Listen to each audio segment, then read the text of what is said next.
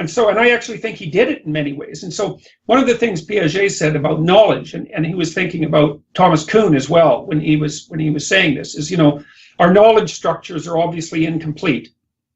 And now and then an anomaly arises that the knowledge structure can't account for. Might be like the fact that the speed of light was the same in both directions of the Earth's movement back at the end of the 1800s. No one could account for that. People thought, well, it's not that big a deal. It's like, yeah, it was a big deal. It was a big deal, and it blew the substructure out of Newtonian physics, roughly speaking, and forced its replacement. Even it blew the substructure out of geometry and forced its replacement. It turned out to be a pretty big deal to the citizens of Hiroshima and Nagasaki as well. It turned out to be the sort of big deal that is when you wake up in the morning and your side aches and then you find out you have cancer. It's like, it's a big deal. It's a major anomaly. Now, Piaget said, well, our knowledge structures are continually blown apart by anomalies. So you look across the history of ideas, you find out that an idea is considered true for a long period of time, and then something comes along that it can't explain and blows its substructure out, and we have to recreate another knowledge structure. And so what he derived from that was the idea that what you want to know about knowing isn't the facts that you know. What you want to know are the facts about how you come to know.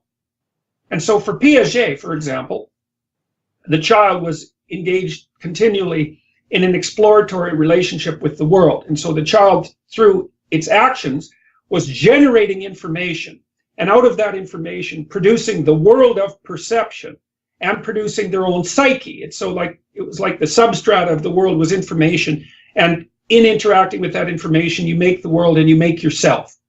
And so what Piaget was concentrating on doing was to describe that process of information generation, or that process of knowledge gathering. And to me, the process he described is indistinguishable from mythological representations of the hero, because the hero is exactly the same entity, the mythological hero. So St. George is probably the simplest example.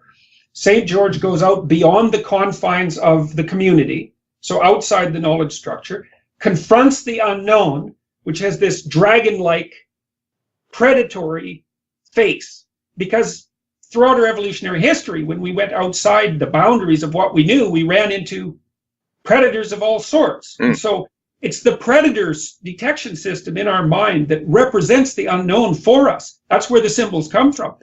And, the dragon is something that has a treasure. It's either a virginal woman or a hoard of gold. And that's exactly the paradoxical situation that human beings face, is when we go out into the unknown, it's a terrible predatory danger that holds the promise of everything. And the myths and the religious structures, the deep myths and the deep religious structures basically tell people, get a grip and be a hero.